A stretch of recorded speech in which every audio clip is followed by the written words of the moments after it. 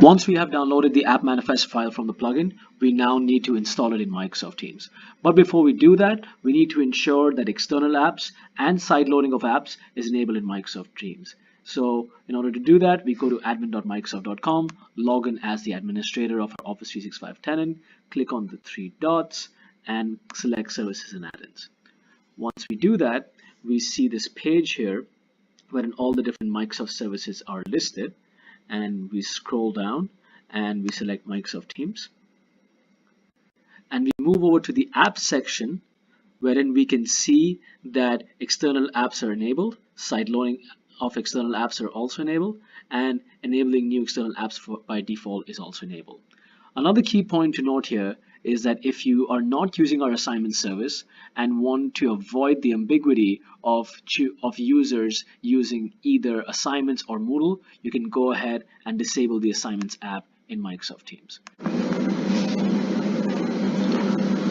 Once we have downloaded the manifest file from the plugin and have enabled external apps and side loading of apps in the admin portal, it's time to install the app in Microsoft Teams. So here I am logged in as an administrator into Microsoft Teams, and I click on Store and select Upload a Custom App. Once I select Upload a Custom App, I select Upload for Contoso, which is the entire tenant, and a window will pop up from which I select the downloaded manifest file. Once I do that, it should automatically install the file, and now we go back and try to install it in Teams. So here, while I'm in a team, I select on plus. I can scroll all the way down and I can see Moodle as an app. I can select it and install it. Once I hit install, it'll automatically sign me in through Office 365 single sign-on, and here I can select the course that I belong to.